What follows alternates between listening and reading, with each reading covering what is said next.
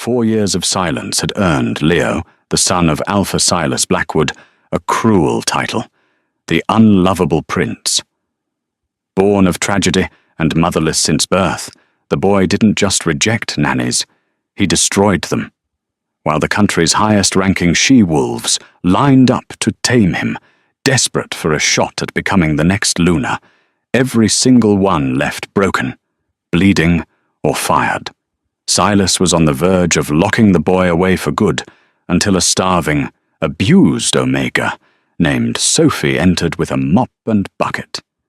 She was an invisible janitor who wasn't supposed to look at the Alpha, let alone interact with his heir. Yet, she became the only person in the world capable of making the silent prince open his mouth to whisper the single word that would bring the kingdom to its knees. Mom. The Silvercrest Pack house wasn't just a home. It was a fortress of glass and steel hidden deep within the Colorado mountains. To the outside human world, it was the private estate of Silas Blackwood, a tech mogul and venture capitalist. To the Pack, it was the seat of the Alpha King. And on this rainy Tuesday in November, it felt less like a palace and more like a prison. Her name was Sophie Miller. She wasn't important. In the hierarchy of Silvercrest, she was lower than the dirt on the Alpha's boots. She was an Omega without a family, an orphan taken in by the Pack not out of charity, but out of a need for free labor. Sophie was 22, but she looked older, worn down by 18-hour shifts, scrubbing the grand hallways and enduring the sharp tongues of the higher-ranking wolves. "Sophie, you missed a spot on the staircase." That screech belonged to head maid Beatrice. She was a woman who derived a sick amount of pleasure from Sophie's misery. She pointed a manicured finger at a microscopic smudge on the marble. "I'm sorry, Beatrice," Sophie murmured, keeping her head down. Eye contact was forbidden. "I'll fix it." "You'd better," Beatrice hissed, leaning in close so Sophie could smell her cloying, expensive perfume.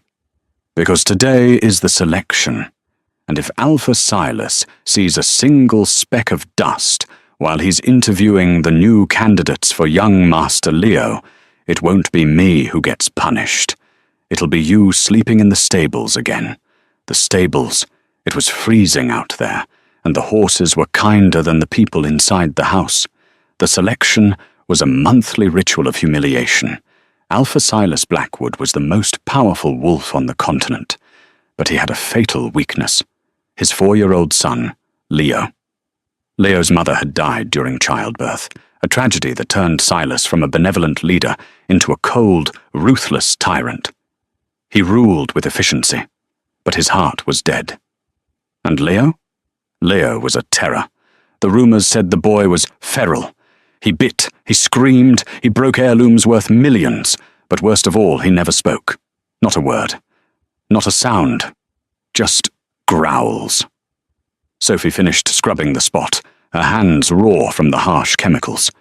Beatrice didn't allow her to wear gloves. She said they were a waste of budget for an Omega. As she gathered her supplies, the heavy oak doors at the top of the stairs burst open. The atmosphere in the house shifted instantly. The air grew heavy, charged with a dominating static that made the hair on Sophie's arms stand up. Alpha Silas was home. She scrambled to the side, pressing her back against the wall, trying to make herself invisible. He strode in, flanked by his beta, a man named Sterling. Silas Blackwood was terrifyingly handsome, dark hair, piercing grey eyes, and a jawline that looked like it was carved from granite. But he looked exhausted. His tailored Italian suit was immaculate, but his eyes held the weight of 1,000 sleepless nights. "Where is he?" Silas asked, his voice a low rumble that vibrated through the floorboards. "In the library, Alpha," Sterling replied, checking a tablet. He bit the last candidate, Miss Tiffany. Her father is threatening a lawsuit." Silas let out a dark, humorless laugh. "Pay them off. Double the settlement. Just get them off my property. Who is next?" We have 5 candidates today, Alpha, including Jessica Price. Sophie flinched at the name. Jessica Price. She was the daughter of the Gamma, a stunningly beautiful woman with blonde hair and a smile that could cut glass. She was also the cruelest person Sophie had ever met. She had been the one who convinced Beatrice to cut Sophie's rations last winter to help her lose weight. Jessica, Silas sighed, rubbing his temples. Fine. Bring them in. I don't care who it is, Sterling. I just need someone who can stop my son from tearing this house apart. I have a merger with the European Pax in 2 weeks. If I don't have a stable heir by then, they'll see it as weakness. They walked past her. Silas didn't even glance in Sophie's direction. To him, she was just part of the furniture. But as they passed, she smelled it, the scent of distress. Not from the Alpha, but coming from the library down the hall. A scent of pure, childish panic. She shouldn't have cared. She had her own problems, but her wolf, weak as she was, whined inside her. The pup is hurting. Get back to work, trash, Beatrice snapped, appearing out of nowhere and shoving a bucket into Sophie's chest. The library bathroom needs cleaning before the interviews start. Go through the back service entrance. If you make a sound, I'll have you whipped. Sophie nodded, gripping the bucket. She had to go into the lion's den. The library of the Blackwood estate was a masterpiece. 2 stories of books, a roaring fireplace, and velvet curtains. But today, it felt like a courtroom. Sophie slipped in through the hidden servant's door in the corner, moving silently into the small attached bathroom. She left the door cracked just an inch, a dangerous habit, but she couldn't help it. She needed to see him. Leo was sitting in the middle of the room on a Persian rug, surrounded by expensive toys he refused to touch. He was small for his age, with messy dark curls and big wide eyes that looked too old for his face. He was rocking back and forth, clutching a tattered blanket. Silas sat in a high-back leather chair, looking like a king passing judgment. Send in the first one. The first 3 interviews were a disaster. One woman tried to use a high-pitched baby voice that made Leo cover his ears and scream silently until his face turned red. Silas dismissed her in under 2 minutes. The second woman, a stern matron with a degree in child psychology, tried to approach Leo with a clipboard. Leo threw a wooden block at her head with surprising accuracy. She left cursing. The third woman tried to use her alpha command on him. Silas nearly ripped her throat out for daring to use a command voice on his son. Then it was Jessica Price's turn. Sophie watched through the crack in the door as Jessica sashayed into the room. She was wearing a dress that was technically modest, but fit her so tightly it left little to the imagination. She ignored Leo completely at first, walking straight to Silas. Alpha, she purred, dipping her head in a perfect, practiced display of submission. It breaks my heart to see you so stressed. You need a woman's touch in this house. Not just for the boy, but for everything. Silas didn't take the bait. He looked bored. The boy, Jessica. Focus on the boy. Jessica turned to Leo, her smile tightening. She didn't like children. Everyone knew that. She wanted the title of Luna. The kid was just an obstacle. She walked over to Leo, her heels clicking loudly on the hardwood. She knelt down, but she didn't get on his level. She hovered over him. "Hello, little prince," she said, her voice dripping with fake sweetness. She reached out to touch his hair. Leo recoiled, scrambling backward on the rug. He let out a low, warning growl. It sounded almost animalistic. Now, Jessica said, her voice hardening slightly. "Don't be a brat. I'm going to be your new mommy, and we are going to have to learn some manners." She grabbed his arm, her grip visibly too tight. Leo panicked. He didn't just pull away. He lunged. He sank his small milk teeth into Jessica's forearm. "Ah!" Jessica shrieked, slapping the boy away. It happened in slow motion. The slap wasn't hard enough to injure him seriously, but the sound of her hand hitting his cheek echoed through the silent library. Silas was out of his chair instantly, a roar building in his chest, but before he could move, Sophie was there. She didn't think. She didn't plan. Her body moved before her brain could stop it. Sophie burst out of the bathroom, dropping her mop bucket with a loud clatter. Water spilled everywhere. "Don't you touch him!" she screamed. Silence. Absolute, terrifying silence. Jessica froze, holding her arm. Silas stopped mid-stride, his eyes widening in shock. No Omega had ever raised their voice in this room. Sophie fell to her knees, sliding on the wet floor until she was between Jessica and Leo. She shielded the boy with her body, trembling so hard her teeth chattered. She knew she was going to die. She was going to be executed for insubordination. "You filthy little rat!" Jessica hissed, her face contorted with rage.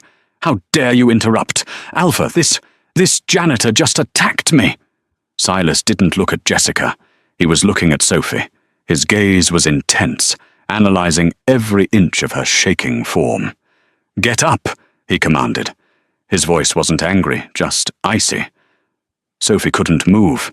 She felt small hands gripping the back of her uniform. "Leo." He was hiding behind her. "I said, get up," Silas repeated, stepping closer. She slowly rose to her feet, keeping her eyes on the floor. "I'm sorry, Alpha. I'm so sorry. She hit him." "He bit me," Jessica screeched, thrusting her arm out. There was a tiny red mark, barely a scratch. "That child is a monster. He needs discipline, not coddling by a servant."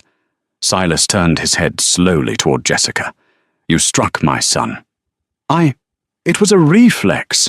He's dangerous," Jessica stammered, realizing her mistake. "Get out," Silas said softly. "But Alpha, get out!" The roar shook the windows. Jessica turned pale and fled the room, her heels clicking frantically. Now it was just Sophie, the Alpha King, and the broken boy. Silas turned back to her. The anger in his eyes was fading, replaced by confusion. "You're the cleaner." "Sophie, is it?" She nodded, tears stinging her eyes. "Yes, Alpha." "You should be punished for bursting in here," he said, taking a step closer. The power radiating off him was suffocating.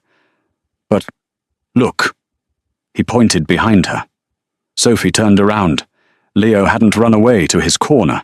He was standing right behind her, clutching the fabric of her cheap grey uniform pants. He wasn't growling. He wasn't rocking. He was looking up at her with those big, dark eyes, and for the first time in years, they weren't filled with fear. They were filled with recognition. She didn't know what to do. Her instincts took over again. Sophie slowly crouched down, ignoring the Alpha looming over them. She didn't reach for Leo. She just held out her hand, palm up, steady and quiet. "It's okay," she whispered, keeping her voice low and rough. "She's gone. You're safe." Leo looked at her hand. Then he looked at her face. He took a step forward. He sniffed the air, sniffing her. She smelled like lemon cleaner and bleach, nothing like the expensive perfumes of the other women. Then he did something that made Silas gasp. Leo stepped into her arms. He wrapped his tiny arms around her neck and buried his face in her shoulder. He let out a long, shuddering breath, his entire small body relaxing against her. Sophie froze, holding him gingerly. She looked up at Silas. The Alpha looked like he had been struck by lightning. He was staring at his son, his mouth slightly open. He hasn't let anyone hold him since Victoria died," Silas whispered, his voice breaking. The room was so quiet they could hear the rain hitting the glass. Leo pulled back slightly, just enough to look Sophie in the eyes. His small hand came up and touched her cheek, wiping away a tear she hadn't realized had fallen. He opened his mouth. His voice was rusty from disuse, crackly and small. Mom. The word hung in the air like a spell. Sophie's heart stopped. Silas's eyes went wide. No, sweetie, she whispered, panic rising in her chest. I'm just Sophie. Leo shook his head stubbornly. He pressed his forehead against hers, closing his eyes. Mum, he said again, firmer this time. Silas took a step back, running a hand through his hair. He looked from the Omega to the boy, his calculation shifting. He wasn't looking at a cleaner anymore. He was looking at the only solution to his problem. Sterling, Silas shouted, not taking his eyes off her. The beta rushed in. Alpha! Cancel the rest of the interviews, Silas said, his voice hard and final. But Alpha, we have the senator's daughter next. I said cancel them, Silas barked. He pointed at Sophie. Pack her things. Move her out of the servants' quarters. Where am I going? She asked, her voice trembling, still holding the boy. Silas looked her dead in the eye. You're moving into the suite next to the nursery. You're the new nanny. But Alpha, Sterling interjected, looking at her dirty uniform with disgust. She's an Omega. She has no training. She's nobody. Silas looked at his son, who was clinging to Sophie as if she were his lifeline. She's the only one he chose, Silas said, and if anyone treats her like a servant again, they answer to me.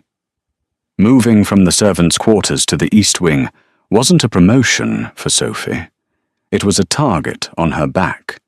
Her new room was larger than the entire orphanage she grew up in.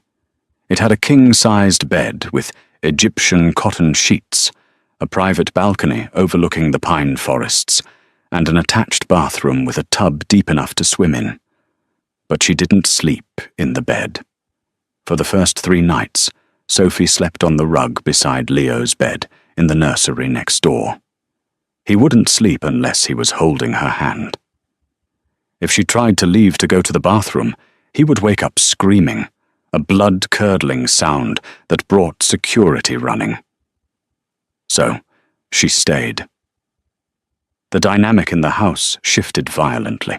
The other servants, people Sophie had worked alongside for years, now looked at her with a mixture of jealousy and hatred. She wasn't one of them anymore, but she wasn't one of the elite either. She was something in between, an anomaly. On the 4th morning, Sophie was in the kitchen trying to prepare Leo's oatmeal. The Alpha's chef, a pompous man named Gordon, usually refused to let Omegas touch his cookware, but he couldn't stop her. Alpha Silas's orders were absolute. Sophie feeds the boy. Don't get comfortable, rat, a voice sneered from the pantry. It was Beatrice, the head maid. She looked tired. Rumor was that Silas had reprimanded her severely for the state of the house. Sophie didn't look up, focusing on slicing strawberries. I'm just doing my job, Beatrice. Your job? She laughed, a harsh, grating sound. You think you're special because the retard took a shine to you? You're a placeholder. Alpha Silas is meeting with the European delegation this Friday. Alpha Henri is bringing his daughter, Claudette. She's a pure-blood alpha female from Paris, educated, wealthy, and powerful. Beatrice stepped closer, lowering her voice. Once Silas secures the merger, he'll need a real Luna, not a gutter wolf who smells like bleach. Enjoy the silk sheets while you can, Sophie.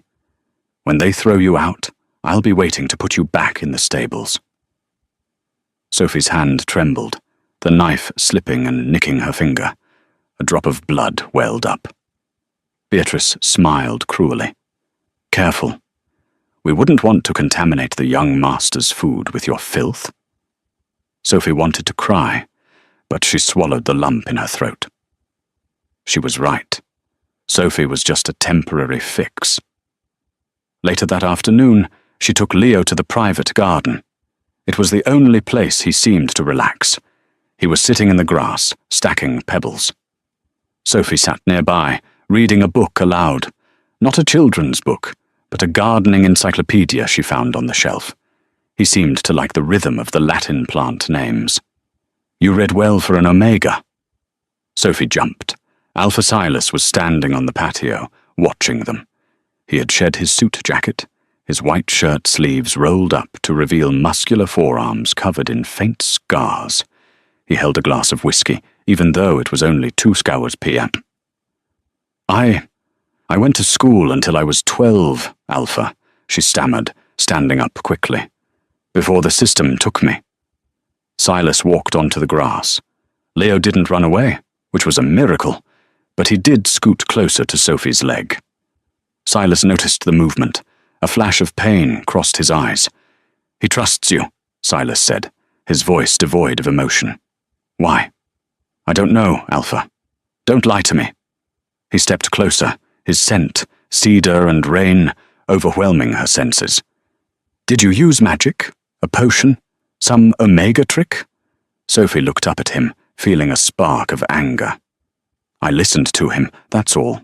Everyone else sees a broken air. I just saw a lonely little boy." Silas stared at her for a long moment. The air between them crackled. For a second, Sophie thought he might hit her for her insolence. Instead, he took a sip of his drink and looked away. "The European delegation arrives tomorrow," he said abruptly. "There is a gala dinner. You will attend." "Me?" "Alpha, I don't have anything to wear. I'm a nanny. You are the boy's handler. If he screams during the toast, the merger is dead. You will be there to keep him silent. Sterling has already purchased a dress for you. Do not embarrass me, Sophie. If Leo makes a scene, you're out on the street." He turned and walked back into the house, leaving her shivering in the sunlight. It was a test, and she had a terrible feeling she was designed to fail it. The dress was beautiful, which made it terrifying. It was a midnight blue silk gown that hugged Sophie's curves and flared at the bottom. Sterling had thrown it at her with a grimace, along with a pair of silver heels that pinched her toes.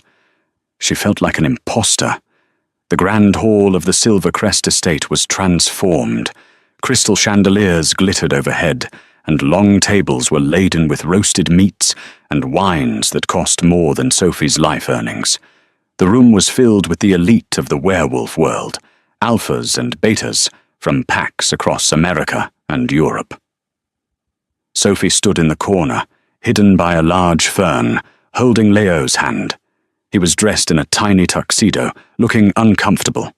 "It's okay," she whispered, squeezing his hand. "Just look at me. Ignore them." Silas was at the head table, looking regal and terrifying. Beside him sat Alpha Henri from France, a large man with a booming laugh, and his daughter, Claudette. Beatrice had been right. Claudette was stunning. Tall, blonde, radiating power. She had her hand on Silas's arm, laughing at something he said. Silas wasn't pulling away. Sophie's chest tightened.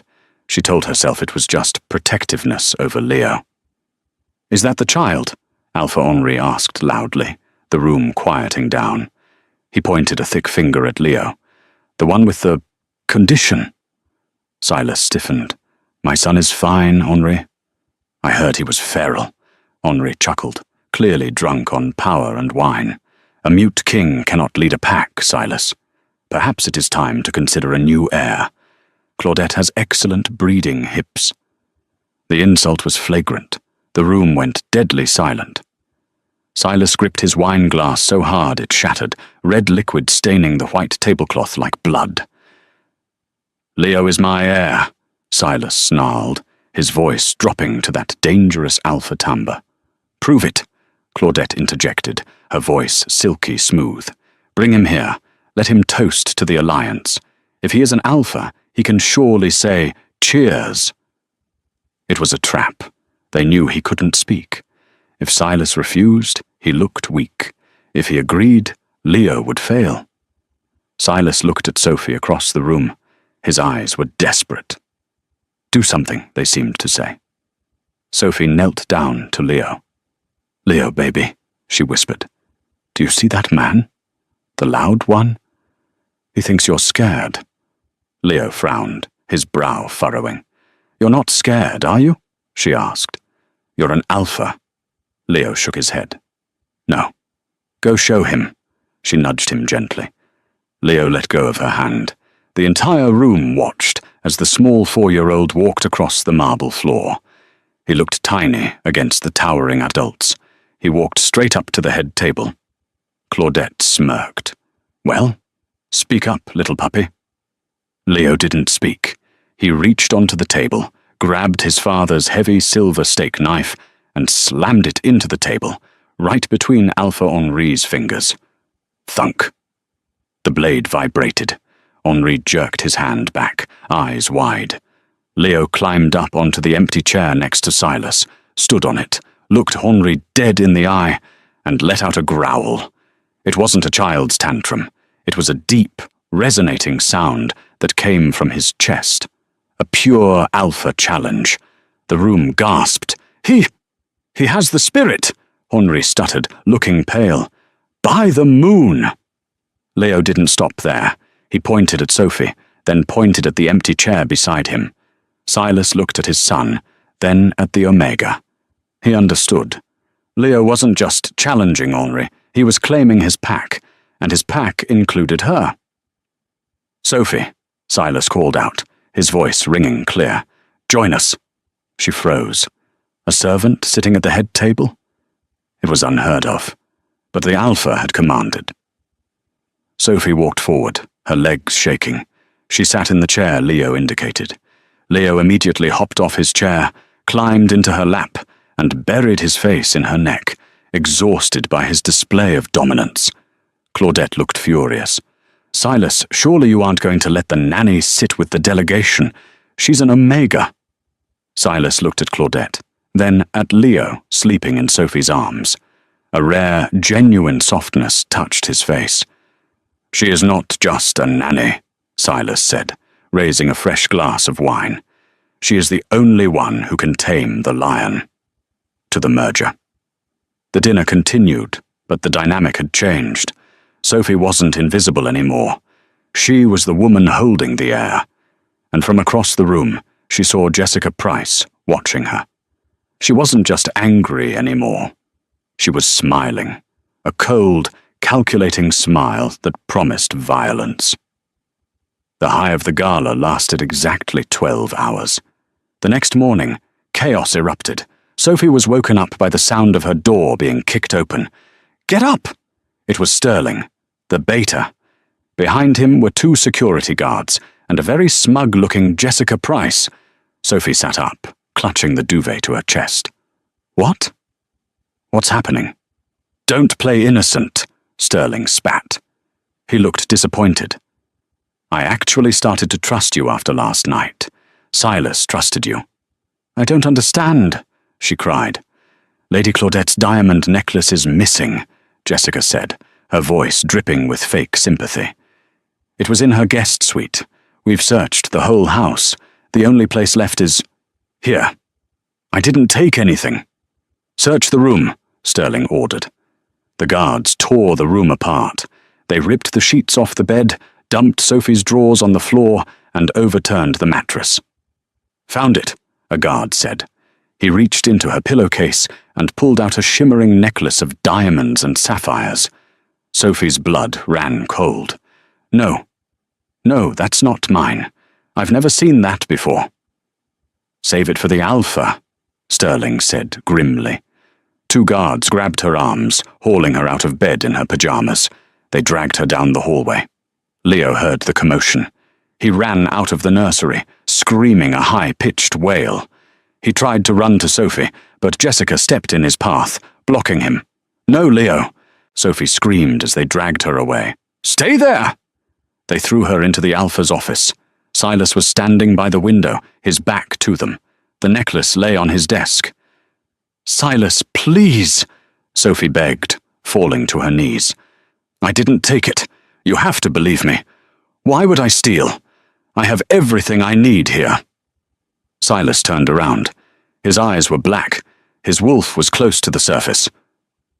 "My mother gave me a piece of advice once. Never trust a starving dog around a full plate. I gave you a home. I gave you status. And you steal from my guests? Do you know the humiliation you've caused me? I was framed, she sobbed. Jessica is the Gamma's daughter, Silas roared, slamming his fist on the desk. You are a nobody. Why should I take your word over hers? He looked shattered. It wasn't just about a necklace. It was about betrayal.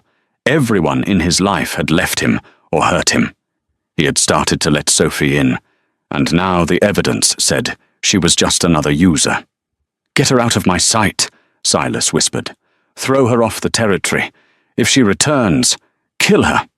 Silas, please, Leo needs me. Leo will forget you, he shouted. Take her. The guards dragged her out the back door. It was raining again.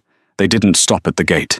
They drove her 5 miles to the border of the Packlands and threw her out of the SUV into the mud. You're a rogue now, Sophie, Sterling said, tossing a small bag of her old clothes at her. Start running. She lay in the mud as the tail lights faded into the distance. She was alone. She had no money, no pack, and no protection. But Sophie wasn't just crying for herself. She was crying for Leo. Back at the mansion, the silence was deafening. Silas sat in his office, staring at the necklace. He felt sick.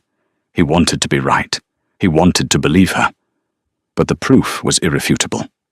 Suddenly, the door creaked open. Silas looked up, expecting Sterling. It was Leo. The boy was red-faced, snot running down his nose, holding a tablet. It was the iPad he used to watch cartoons.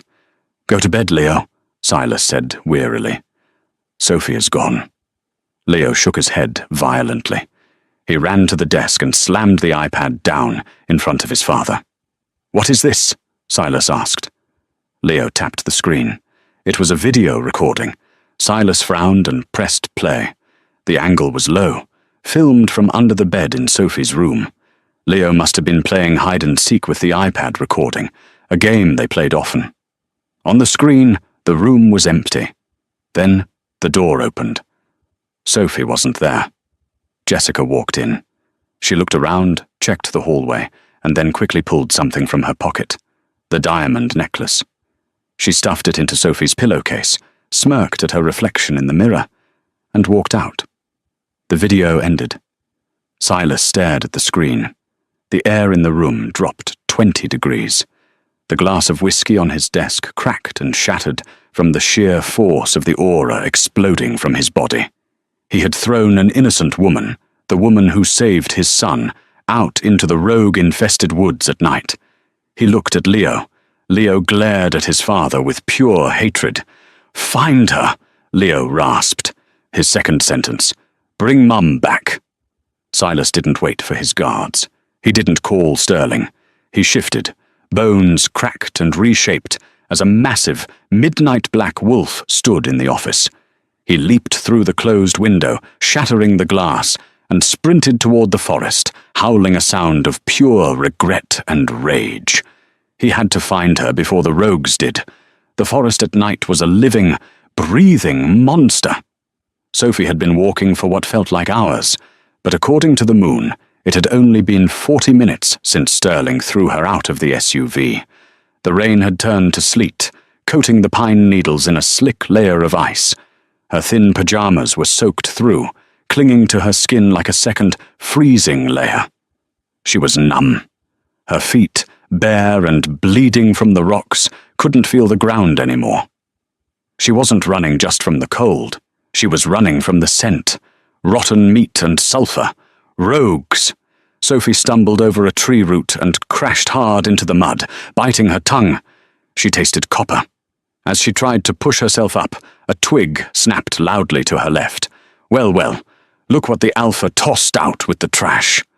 She froze. Emerging from the shadows were 3 men. They didn't look like the noble wolves of Silvercrest. They were gaunt, dirty, their eyes yellow with madness. Rogues. Wolves who had lost their humanity. The leader, a man with a jagged scar running down his throat, stepped forward. He sniffed the air. She smells like the Pack house.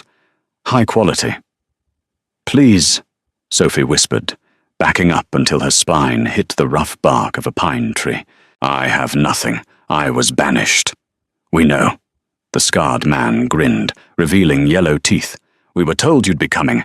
In fact, we were paid a bonus to make sure you didn't survive the night. Sophie's heart hammered against her ribs. Paid? Jessica. She hadn't just framed her. She had put a hit out on her. She wanted to erase the evidence permanently. Who paid you? She demanded, finding a shred of courage in her anger. Does it matter? The man laughed. He began to shift, his bones cracking as fur sprouted from his skin. Gamma's daughter pays well. That's all we care about. He lunged. Sophie screamed and curled into a ball, waiting for the teeth to tear into her neck. Roar! The sound wasn't a growl. It was an explosion of sound that shook the trees. A massive black blur slammed into the rogue midair, knocking him 20 feet away into a boulder with a sickening crunch. She looked up. Standing over her was a wolf the size of a bear. His fur was midnight black, his eyes glowing a furious crimson. The Alpha. Silas. He didn't look at Sophie. He was focused on the other two rogues. They were shaking, their tails tucked between their legs. They knew they were outmatched, but they were desperate. They attacked together. The fight was brutal and fast. Silas moved with a fluid, lethal grace. He caught one rogue by the neck, tossing him aside like a rag doll. But the third rogue, smaller and quicker, managed to sink his teeth into Silas's hind leg. Silas howled in pain, spinning around to snap his jaws shut on the rogue's spine. The rogue went limp. It was over in seconds. The forest was silent again, save for the heavy panting of the giant black wolf. Silas turned to Sophie. He limped slightly, blood dripping from his hind leg, staining the white snow red. He lowered his massive head, whining softly.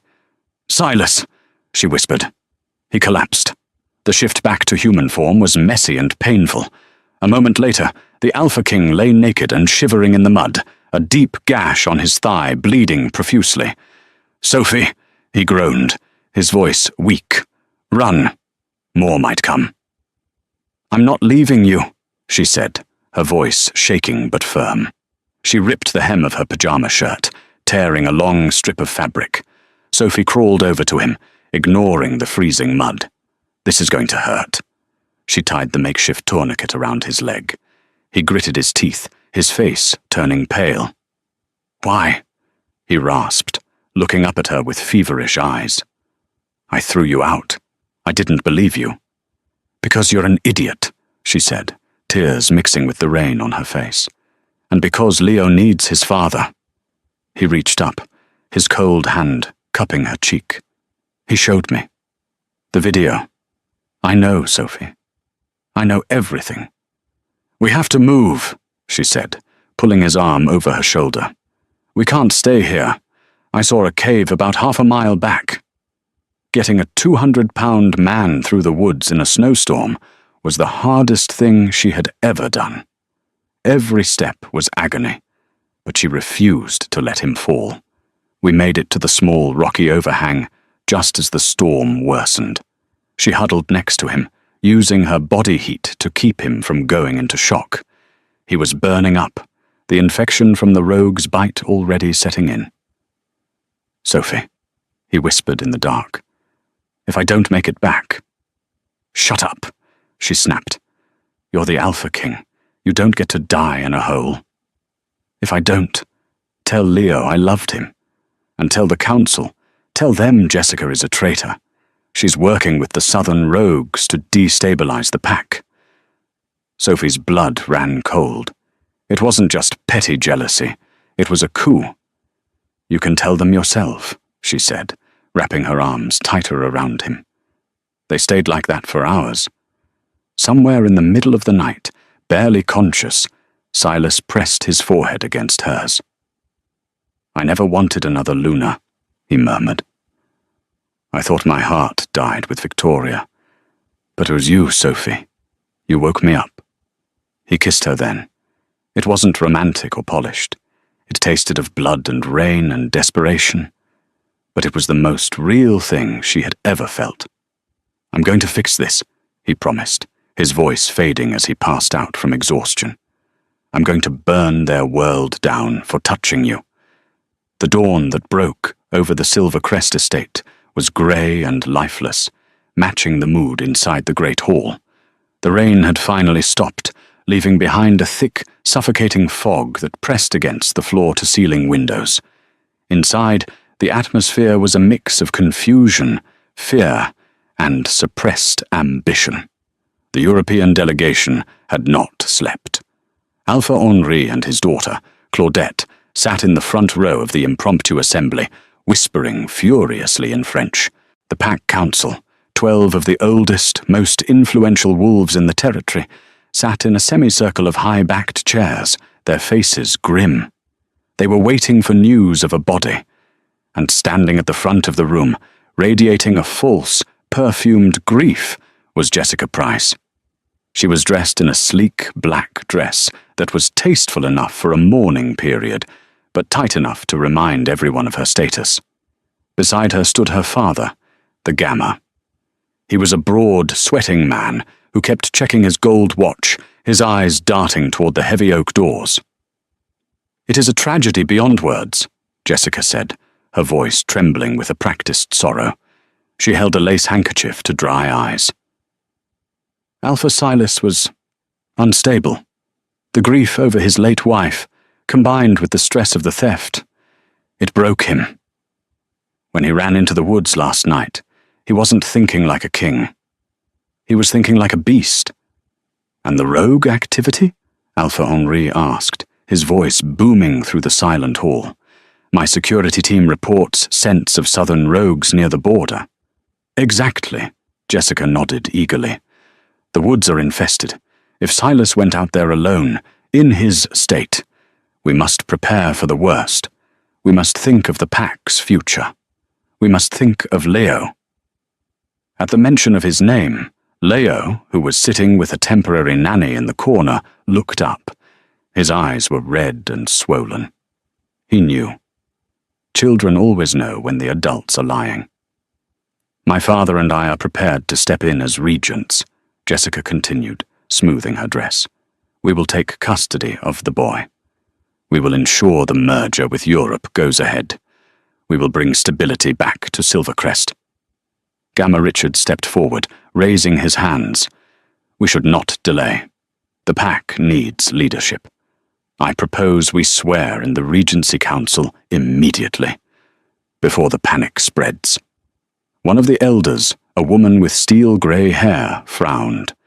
"We have not found a body, Richard. We do not bury an alpha who might still be breathing." "He is gone, Elder," Jessica snapped, a flash of irritation breaking through her mask. "Face reality. He chased a thief into a blizzard. He is—" Boom! The sound wasn't a knock. It was the heavy, double oak doors being slammed open with such force that the hinges groaned in protest. The noise echoed like a gunshot, silencing every whisper, every breath in the room. The fog from outside swirled into the warm hall, curling around the feet of two figures standing in the threshold. The first was a monster of a man, Alpha Silas. He was shirtless, his torso smeared with mud and dried blood. A makeshift bandage, a strip of grey cloth, was tied tightly around his thigh, soaked through with fresh red. He was leaning heavily to his left, his body trembling with exhaustion, but his eyes were burning with a cold, terrifying fire that made the wolves in the room whimper instinctively. And supporting him, acting as his crutch, was Sophie. She looked like a nightmare. Her pajamas were shredded, her feet were caked in black mud, and her hair was a tangled mess of pine needles and ice. She was shivering violently, but she kept her shoulder wedged firmly under the Alpha's arm. She wasn't just a servant anymore. She was the pillar keeping the king standing. "Daddy!" The scream pierced the silence. Leo scrambled off his chair, dodging the grasping hands of the nanny, and sprinted across the polished marble floor. "Leo, wait!" Jessica shrieked, her composure cracking. Leo didn't listen. He crashed into their legs. Silas let out a groan of pain as the impact jarred his injury, but he didn't push the boy away. He released Sophie's shoulder for a split second to drop his hand onto Leo's head, gripping his son's hair as if to reassure himself the boy was real. "I am not gone," Silas rasped. His voice was broken, sounding like gravel grinding together, but it carried the undeniable weight of the Alpha command. Alpha, Sterling, the Beta, rushed forward from the side of the room, his face pale with shock. "We thought," the guard said. "Help him," Sophie ordered. Her voice was hoarse, but it cut through the air. "Get a medic, now." Sterling didn't question her. He didn't look at her rags. He signaled 2 enforcers, and they rushed to take Silas's weight, helping him limp toward the dais where his throne sat. Sophie followed close behind, Leo clutching her hand so tight his knuckles were white. Jessica and Gamma Richard stood frozen in the center of the room. They looked like ghosts. Richard's face had gone a sickly shade of grey. Jessica's mouth opened and closed, but no sound came out. Silas collapsed into his throne. A medic immediately began cutting away the tourniquet Sophie had made, gasping at the sight of the infected bite mark. Silas waved him off, gripping the armrests of his chair until the wood creaked. He stared straight at the Gamma. "You look disappointed, Richard," Silas whispered. The room was so quiet that his whisper sounded like a shout. "Alpha, we are relieved," Richard stammered, sweat pouring down his forehead. "We were just making plans for the worst-case scenario, to protect the pack." "To protect the pack?" Silas repeated. He looked at the Omega. "Sophie, come here." She walked up the steps of the dais. She felt every eye on her, the judgment of the elders, the sneer of Claudette, the confusion of the servants. But she didn't look down. Sophie stood at the right hand of the Alpha. "This woman," Silas said, gesturing to her, "dragged me 3 miles through a blizzard. She fought off the cold. She saved my leg. And do you know what she was doing out there?" He turned his gaze to Jessica. "She was running, because you threw her out." Jessica found her voice. She straightened her spine, playing her last card. "She is a thief, Alpha. She stole the Lady Claudette's necklace. We found it in her bed. You saw it yourself. You gave the order." "I did," Silas admitted. "I made a mistake that almost cost me everything." He turned to his Beta. "Sterling. The screen." Sterling nodded grimly. He tapped his tablet, and the massive projection screen behind the throne flickered to life. It connected to the estate's secure server. "My son," Silas said, his voice softening as he looked at Leo, "is smarter than all of you. He likes to play hide-and-seek, and he likes to record his hiding spots." On the screen, a video began to play. The angle was low, shot from beneath a bed frame. It showed a pair of grey servants' shoes, Sophie's shoes, walking away. Then, the room was empty for a moment. The door opened again. High heels clicked on the floor. Jessica appeared on the screen. The date and timestamp in the corner proved it was yesterday morning, 10 minutes before the discovery. The entire Great Hall watched in stunned silence as Jessica Price, the highborn lady, checked the hallway, pulled the diamond necklace from her pocket, and shoved it roughly into Sophie's pillowcase. She stood up, smoothed her hair, and smiled a cold, ugly smile at her reflection in the mirror before leaving. The video ended.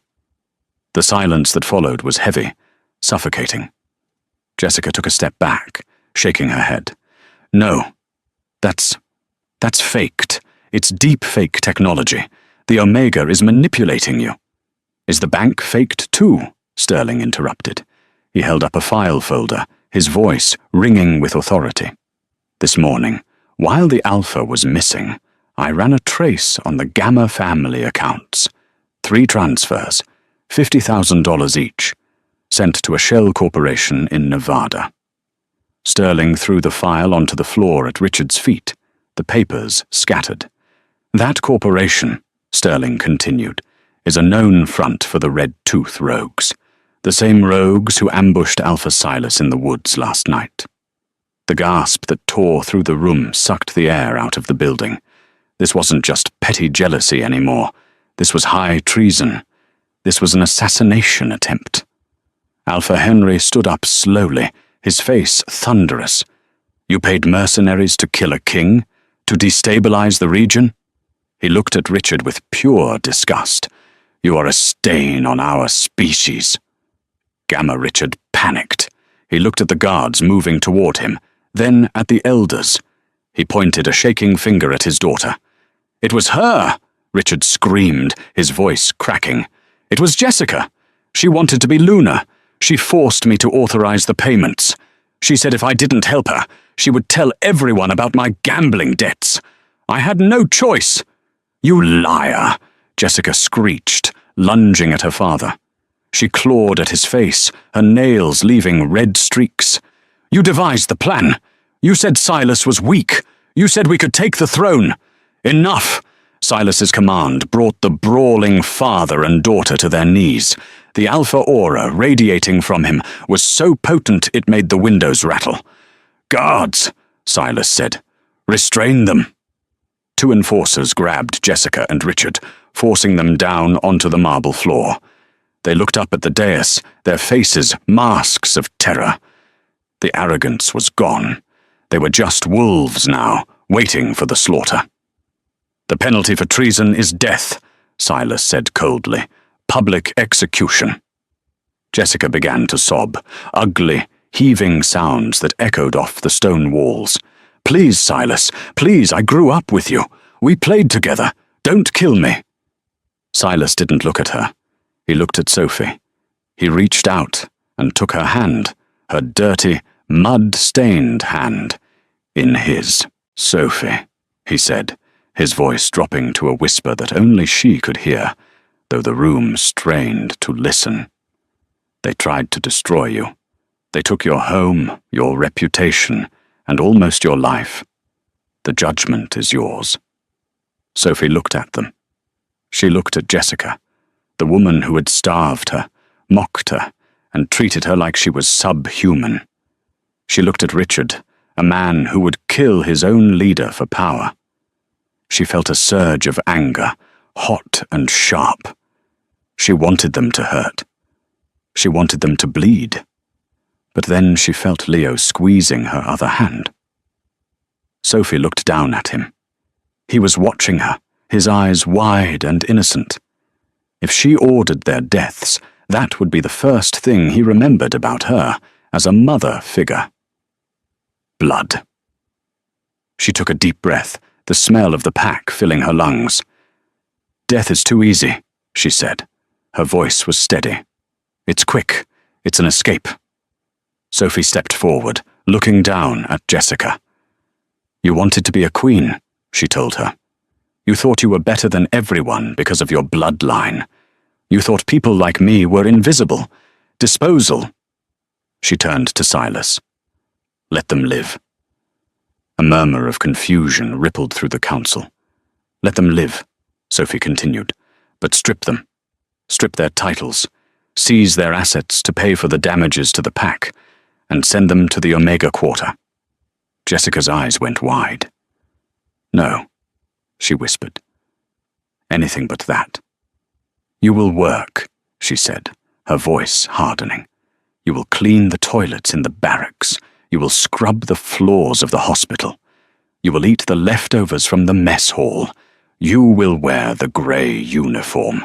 You will serve the people you thought you were better than.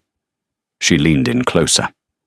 And every time you scrub a stain off the floor, Jessica, you will remember that you are alive only because the filthy Omega allowed it. Silas looked at her. A slow, genuine smile spread across his face, a look of pride that transformed his features. You heard her, Silas announced to the room. Gamma Richard and Jessica Price are hereby stripped of rank. Take them to the laundry sector. put a mop in their hands. As the guards dragged the screaming, protesting pair out of the hall, a heavy weight seemed to lift from the room. The poison was gone. Silas turned back to the crowd. He winced as he stood up, ignoring the medic's protests. He didn't let go of her hand. "There is one last matter," he said. He looked at Alpha Henri and Claudette. "The merger." Claudette stood up. She looked at Sophie up and down. Sophie expected an insult. Instead, Claudette bowed her head respectfully. "You have a strong mate, Alpha Silas," Claudette said. "She has the fire of a Luna. France accepts the alliance." Silas turned to Sophie. He ignored the hundreds of people watching. He dropped to his good knee, bringing himself to her eye level. "Sophie," he said softly, "I have been a blind fool. I let grief turn me into a tyrant. I let my house rot from the inside. But you walked into the darkness and lit a fire." He reached up and touched her cheek, his thumb brushing away a smudge of dirt. "You are the only mother my son has ever chosen. And you are the only woman who has ever made my wolf feel peace." He pulled a ring from his pinky finger, the heavy gold signet ring of the Blackwood pack. "I cannot offer you a perfect past," he said, "but I can offer you my future, my pack, my heart. Sophie Miller, will you be my Luna?"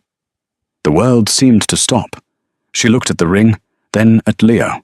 The boy was practically vibrating with excitement. "Say yes!" Leo whispered loudly. Sophie laughed, a sound that felt like it broke the last of the tension in her chest. She looked at Silas, this broken, powerful, complicated man who was willing to kneel before a servant. "Yes," she whispered. "Yes, Alpha." Silas didn't just slide the ring onto her finger. He stood up, pulled her into his arms and kissed her. It wasn't a tentative kiss like in the cave. It was a claim, a promise. It was the seal of a new era for Silver Crest. The room erupted. The applause was deafening, a roar of approval from the pack that shook the chandeliers. But Sophie didn't care about the noise. She looked down at Leo, who was hugging their legs, burying his face in her tattered pajamas. "Mum," he said, looking up with a toothy grin. She smiled back, tears finally spilling over. "I'm here, baby," she said. "I'm not going anywhere." And this time she knew it was forever. And that is the incredible true story of how a simple act of kindness from a nobody brought the most powerful Alpha King to his knees. It proves that rank, money, and power mean nothing compared to the heart